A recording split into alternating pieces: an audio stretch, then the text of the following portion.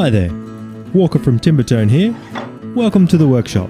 In this video, I make a simple, personalised serving board.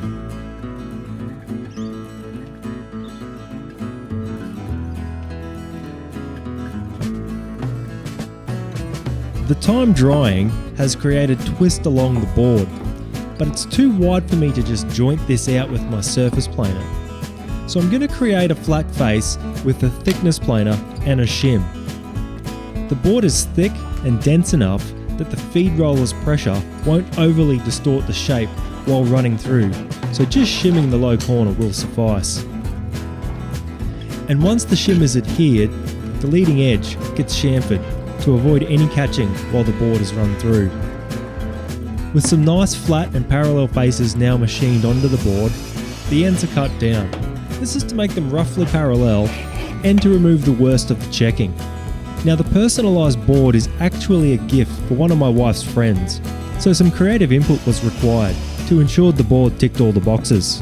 The basic design brief was personalised, hangable, a little bit quirky and not too big. So I pretty easily sorted out the not too big aspect and can move on to the personalisation. It's a milestone birthday gift, so I'm going with that for the message. And to make it indelible, I'm using a pyrography tool to deeply gouge and char the lettering into the board. This will then be filled with epoxy for a flat and food safe finish. So onto the hanging requirement, which I'm also using to tick the little bit quirky box. I could just drill a hole on the board and speak those magic words, "Sure, we right?" But instead, I've decided to make a copper fixture to embellish the hole. The copper I'm using is 20mm hard drawn tube, which is pretty readily available. And once I've cleared out the board to accept the tube's diameter, I can start prepping to flare the tube's ends. Because I'm using an anvil and block to create the flare, I need to anneal the material to make this easier. Copper is a non-ferrous metal and can be softened by heating and quenching in water. With the end annealed, the tube gets loaded into the block with enough material proud to form the flare. This is then peened into shape using the anvil and some hammer blows.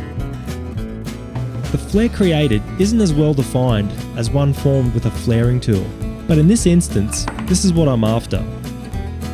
In the current form, the flared tube won't finish flush with the board, so a chamfer needs to be made to accept it.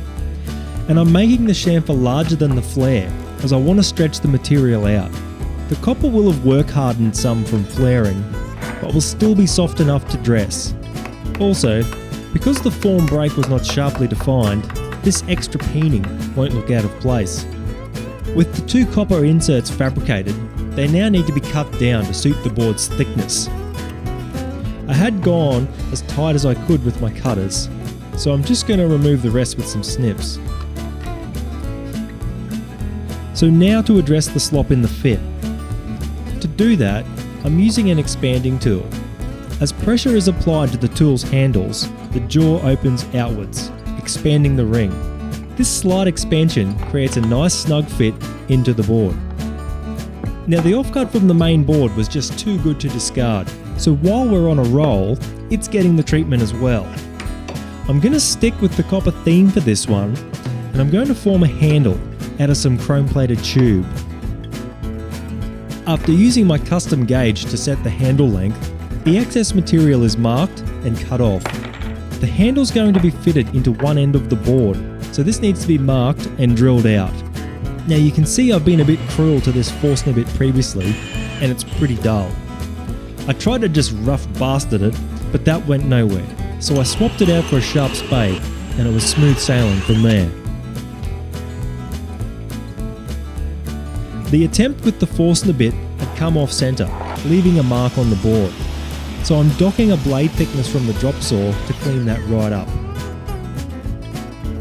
For this glue up, the epoxy I'm using is a pretty standard 2-to-1 mix, and I'm starting on the flared sleeves of the personalised board as they will get clamped, allowing the text to be done immediately after. Firstly, the board and sleeve have some epoxy applied. Then the sleeve is pushed home and peened down to fit. Some more epoxy is applied to any gaps before some non-stick paper and blocks are used to clamp everything in place. And now onto the writing.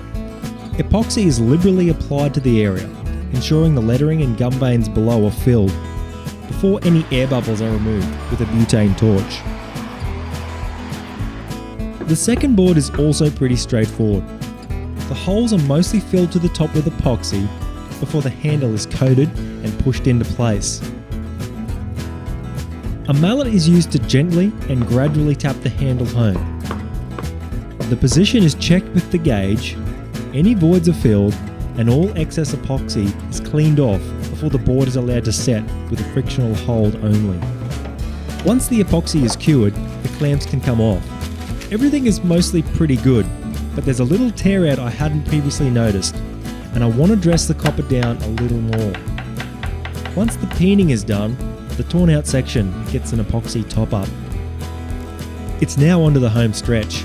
The built up epoxy needs to be sanded down flush with the board's surface, and a belt sander is perfect for this. It's really important, however, especially on the copper section, that the friction from the sander isn't allowed to build up too much heat. With the belt sanding completed, some handwork will finish off the board. A quick edge treatment removes any sharpness from the board's perimeter, and the copper sleeve gets some closer tension to clean up and remove any remaining epoxy drips and to brighten and polish the surface. The last step is to cook the old branding iron and leave a maker's mark on the boards.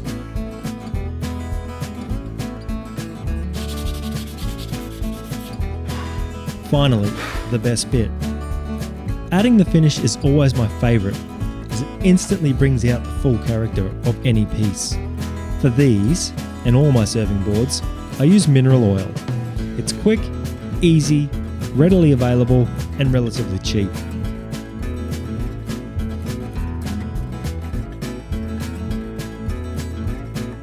As a final embellishment, and to wholly tick the hangable requirement, I'm also providing a leather loop that will get tied into the eyelet of the board. And with all of my boards, I like to include a sway tag, indicating the common and botanical names of the timber species used, if I can identify them. Personally, I think it adds a nice touch. To secure the loop of leather, I'm going to use a reef knot, a relatively simple, flat and attractive knot that's easy to undo if required.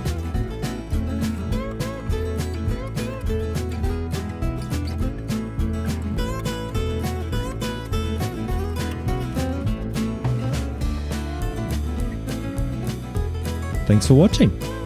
I hope you enjoyed the making of these boards. See you later.